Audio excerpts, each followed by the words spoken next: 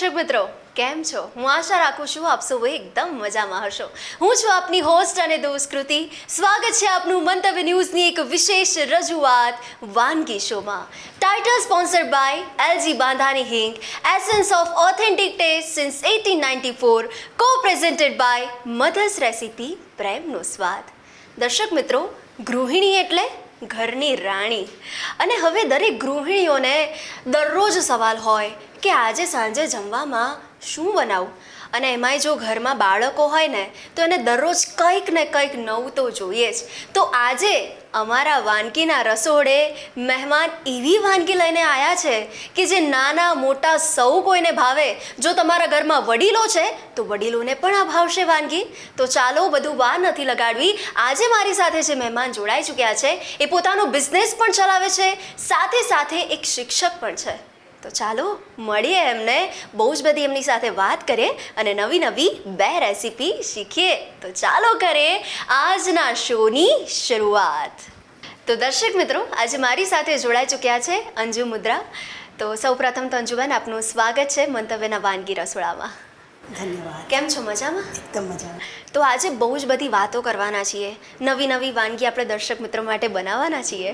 તો સૌથી પહેલાં તો વાનગીની શરૂઆત કરીએ, વાનગીનું નામ જાણીએ એ પહેલાં થોડો તમારો પરિચય અમારા વ્યુઅર્સને આપી દો. જય શ્રી કૃષ્ણ. હું અંજુ મુંદ્રા છું. કુકિંગ મારું પેશન છે અને કુકિંગ મેં લાસ્ટ કોરોનાથી કોવિડ આવ્યું હતું ત્યારે મેં ઘરમાં સ્ટાર્ટ કર્યું હતું. ત્યારથી લગભગ હું આ ફિલ્ડમાં જ છું. અને મંતવ્ય ન્યૂઝે મને આજે આ મોકો આપ્યો છે કે હું તમારી જોડે કંઈક સારી ખાસ મારી જોધપુરની વાનગી તમને લોકોને પ્રેઝન્ટ કરું, કંઈક નવી રીત સાથે, જેમાં તમને મજા પડી જાય ને તમને એવું લાગે કે અમે આજે કંઈક નવું શીખ્યું છે. તો દર્શક મિત્રો, મને પૂરો વિશ્વાસ છે કે આજે તમને મજા પડી જશે કે હા આજે કંઈક અમે નવું શીખ્યું. બિલકુલ. તો દર્શક મિત્રો, મજા પડવાની છે તો એના માટે છેક સુધી અમારો શો જોજો, ભાગીને ક્યાંય ના જતા.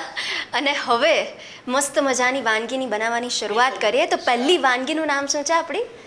પહેલી વાનગી દાલ બાટી છે. એમાં હું તમને પ્લેન બાટી બતાવવાની છું. એમાં કયા ઇન્ગ્રેડિયન્ટ નાખવાની છું એ હું બતાવીશ તમને. અને એના પછી હું તમને સ્ટફ બાટી, સમોસા ખાવાનું મન થઈ રહ્યું છે, ચલો આજે બાટીની અંદર સ્ટફ કરીને આપણે સમોસા ખાઈ લઈએ તો મજા આવશે ને. વાહ, જોરદાર. તો હવે મસ્ત મજાની તમે દાલ બાટી બનાવવા જઈ રહ્યા છો. બિલકુલ. એની સ્ટફ બાટી પહેલાં મળી તો એના ઇન્ગ્રેડિયન્ટ્સ જોઈ લઈએ આપણે. હા બિલકુલ. પ્લેન બાટી માટે આપણે આ ઘઉંનો જાડો લોટ છે અને એની અંદર મેં અત્યારે થોડું બેસન આમાં મિક્સ કરી દીધું છે. દરેક ઘરમાં ઇઝીલી મળી જ જાય છે. અને એમાં નાખવા માટે આ મીઠું છે, આ ધાણા, જીરું અને વરિયાળી, આ મેં બધું મિક્સ કરીને જ રાખ્યું છે, જે આપણે લગભગ ખાંડણીમાં વાટીને પછી આમાં નાખવાનું છે. અને થોડી ખાંડ લેવાની છે જેનાથી એમાં મીઠાશ આવે, એનો કલર સારો આવે છે. અને પ્લસ થોડી હળદર. પછી ઘી નાખીશું. જોધપુરમાં ઘી વગર તો કોઈ વસ્તુ બનતી જ નથી, એટલે આમાં આપણે મસ્ત મજાનું ઘી નાખીશું અને થોડું સાથે તેલ નાખીશું જેનાથી એ ક્રિસ્પી બને છે. તો દર્શક મિત્રો, આપણે સ્ટાર્ટ કરીએ. બિલકુલ. સૌપ્રથમ શું કરીશું? સૌપ્રથમ આપણે આમાં ઘી ઉમેરીશું. ઓકે. 1 ચમચ તેલ ઉમેરીશું. થોડું મીઠું એ સ્વાદ પ્રમાણે તમે લઈ શકો છો. પછી આ મિશ્રણ છે, આ જે મેઇન છે, હા, એ નાખવાનું ભૂલતા નહીં. બિલકુલ કંટાળો લાવવાની જરૂર નથી. ધાણા અને જીરું બંનેને વાટીને મિક્સીમાં નથી કરવાની, વાટીને પછી આમાં નાખવાનું છે. એનો સ્વાદ અલગ જ હોય છે. અને ગૃહિણીઓને દરરોજ કંઈક અલગ અલગ જે જમવાનું બનાવે અને એમાં પણ એમને એવું જોઈતું હોય કે ઘરમાં જેટલી સામગ્રી હોય ને એમાંથી જ કંઈક મસ્ત મજાનું બનાવવું છે. અને આ બધા ઇન્ગ્રેડિયન્ટ્સ એવા છે ને કે ઘરમાં હંમેશા અવેલેબલ હોય જ. એટલે આ વાનગી એ ચોક્કસથી બનાવી શકે છે. બિલકુલ આરામથી બનાવી શકે છે. તો અંજુબેન, આપે જણાવ્યું એ જ પ્રમાણે કે તમને પહેલેથી જ કુકિંગનો પેશન છે, એને તમે હવે પ્રોફેશન પણ બનાવ્યું છે. તો હવે તમે ઓર્ડર પણ લો છો, લઉં છું ને, શિક્ષક પણ છો. બિલકુલ. અને હવે ગૃહિણીને છે ને મેનેજમેન્ટ ક્વીન તો કહી શકાય. તો આ બધું મેનેજ કેવી રીતના થઈ શકે? મેડમ, જો પેશન હોય અને કંઈક કરવાની ઈચ્છા હોય, કંઈક શીખવાડવાની ઈચ્છા હોય તો બધું જ થઈ જાય છે. અરે વાહ. અને આ લોટને છે ને એકદમ સખ્ત નથી, એકદમ સોફ્ટ બાંધવાનું છે, લાઈક પરોઠા જેવું. આપણે જો એ કડક થઈ જશે ને તો પછી એમાંથી સ્ટફિંગ બહાર આવવા લાગશે અને સોફ્ટ નહીં બને. એટલે આ વસ્તુનું પણ આપણે બહુ જ ધ્યાન રાખવું પડે. હા, એ આપણે ધ્યાન રાખવું પડે છે, કારણ કે બાટી સોફ્ટ હોય તો જ ખાવામાં મજા આવે છે. અને અત્યારે નાના મોટા સૌ કોઈ દાલ બાટીના તો રસિયા હોય જ. તો હવે આજે આપણે જે સ્ટફ બાટી બનાવી રહ્યા છે આપણા વ્યુઅર્સ માટે, પણ હવે તમે હોમ શેફ છો એટલે મસ્ત મજાનું જમવાનું બનાવતા હો એટલે ઘરમાં તો ડિમાન્ડ આવતી જ હોય ડેલી, આજે આ ખાવું છે, આજે આ ખાવું છે. કીટી પાર્ટી હોય તો પણ અંજુબેનના હાથની તો આજે કંઈક મસ્ત મજાનું ખાવું પડે. તો એવી કઈ વાનગી છે? કોલસ્લો સેન્ડવિચ અરે વાહ, બહુ લોકો પસંદ કરે શું છે. વાત છે. ઝટપટ બની જાય છે અને એટલી ક્રીમી અને એટલી યમ હોય છે કે ભાઈ એ બનાવી દો. પછી એક સરસ મજાનું ખાવાનું બનાવી દો, એમાં સમોસાની બી મજા આવી જાય અને દાળ વાવ સ્પાઇસી એન્ડ યમી એવું મને બનાવી આપો એટલે પેટ બી ભરાઈ જાય અને છોકરાઓ બી ખુશ થઈ જાય. વાહ, હવે તમે જે રીતના એક્સપ્લેન કર્યું મને એવું થાય કે હમણાં જ અહીંયા ડીશ મૂકે ને હમણાં હું ખાઈ લઉં. મોંમાં પાણી આવી જાય એવી મસ્ત મજાની વાનગી. તો હવે આપણે વાનગીની શરૂઆત કરીએ. હવે આગળની પ્રોસેસ શું છે? આને છે ને આપણે 5 મિનિટ માટે રેસ્ટમાં મૂકીશું. ઓકે. બરાબર. અને એના પછી આપણે એના બોલ્સ બનાવીશું અને એને ઓવનમાં આપણે શેકી લઈશું. અને હા, ટેન્શન ના લો, તમારી પાસે જો ઓવન નથી તો તમે પેનમાં પણ બનાવી શકો છો. એ હું તમને આજે બતાવીશ કેવી રીતના બનાવશો. જોરદાર. તો હવે ઓવન ના હોય તો પણ મસ્ત મજાની આ વાનગી બની શકે છે. બનાવી શકીએ છીએ આપણે. આ લોટને આપણે દર્શક મિત્રો થોડી વાર છે ને 5 મિનિટનું રેસ્ટ આપી દઈએ એટલે આ છે ને સરસ એકદમ સોફ્ટ થઈ જશે અને એનામાં એ સરસ રિઝલ્ટ આપશે આપણને. આમાં જે ગ્લુટેન છે એ ગ્રો થશે, એનું ટેસ્ટ વધી જશે એટલે આને મૂકી દઈએ 5 મિનિટ માટે.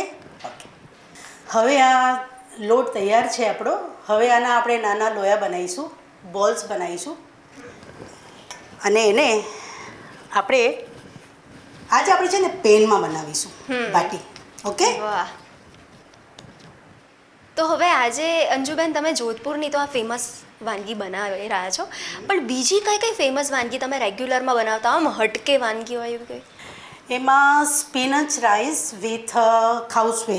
અરે વાહ. હા, અને મેક્સિકન સાલસા, અરે વાહ, એવું બધું. શું વાત છે. સરસ. એ છોકરાઓ એ જ પસંદ કરે છે. શું કરું? હું પોતે ખાધી નથી પણ ખવડાવું છું. બિલકુલ. અને અત્યારનો એટલો ફાસ્ટ જમાનો છે, લોકો હેલ્થ કોન્શિયસ થઈ રહ્યા છે, પણ યંગસ્ટર્સમાં ફાસ્ટ ફૂડના તો એટલા રસિયા છે. બિલકુલ બિલકુલ. તો અમે ફાસ્ટ ફૂડ તમે ઘરમાં બનતું હોય એવું કોઈ તમે બને છે ને સરસ, અને ઘરના ઇન્ગ્રીડિયન્ટ્સથી હું બનાવું છું. એટલે શું છે, છોકરાઓ ખાવે એમના બધી સારી વસ્તુ એમને મળી જાય અને બહાર ઉપર એ લોકોની નજર જાય જ નહીં કે અમારે જંક ફૂડ ખાવું છે. મારી એ જ ઈચ્છા હોય છે. એટલે એકદમ આમ ઇન્સ્ટન્ટ સ્ટ્રીટ ફૂડ ખાવાની ઈચ્છા થઈ હોય તો અંજુબેનના ઘરે પહોંચી જવાનું. બિલકુલ પહોંચી શકો છો, આવી શકો છો. પહેલાં કોલ કરજો. હા, ચોક્કસ. હું આવું છું. જો આની અંદર આપણે થોડું તેલ નાખીશું, ઓકે. થોડું ઘી નાખીશું અને એને ઢાંકી દઈશું. ઓકે. દર્શક મિત્રો, આને હવે છે ને આપણે 10 મિનિટ માટે મીડિયમ ફ્લેમ પર એને રાખી દઈશું. હવે બાટી આપણી રેડી થઈ ગઈ છે. એની ઉપર થોડું આપણે ઘી લગાવી અને મસ્ત એને સર્વ કરી દઈએ. ઓકે. ઘી વગર તો બાટી અધૂરી છે દર્શક મિત્રો. બિલકુલ. તો આ સ્ટફ બાટી તમારી માટે તૈયાર છે. અરે વાહ. તો અંજુબેને તમે જોઈ શકો છો સરસ મજાની સ્ટફ બાટી બનાવી છે. જોતાં જ ખાવાની ઈચ્છા થઈ જાય એવી આ મસ્ત મજાની સ્ટફ બાટી. અને મારી તો ફેવરેટ છે, તમારા બધાની પણ ફેવરેટ હશે. તો અચૂકથી કોની રાહ જુઓ છો? હમણાં જ રસોડામાં જાઓ અને સ્ટફ બાટી ચોક્કસથી ટ્રાય કરો અને પછી અમને કહો કે કેવી લાગી છે વાનગી. તમે સવારે પણ બનાવી શકો છો, બપોરે જો નાસ્તામાં ઈચ્છા થઈ તો નાસ્તામાં પણ દાલ બાટી ખાઈ શકો છો, અને રાત્રે જમવામાં કન્ફ્યુઝન થાય છે કે હવે હું શું બનાવું, તો દાલ બાટી બનાવી દો, મજા પડશે. બંને મજા, સમોસાની બી અને બાટીની બી. અરે વાહ. તો દર્શક મિત્રો અચૂકથી ટ્રાય કરો અને પછી અમને કહેજો કે કેવી લાગી. તો દર્શક મિત્રો, હવે બીજી પણ મસ્ત મજાની વાનગી અંજુબેન કઈ બનાવવા જઈ રહ્યા છે તમારા માટે, એ જાણવા માટે થોડી રાહ જોવી પડશે. લઈ લઈએ એક નાનકડો બ્રેક. મસાલા બાટી બનાવવાની સામગ્રી: ભાખરીનો લોટ, ચણાનો લોટ, ઘી, મીઠું, આખા ધાણા, જીરું, અજમો, સોડા, બટાકા અને વટાણાનો સમોસાનો મસાલો.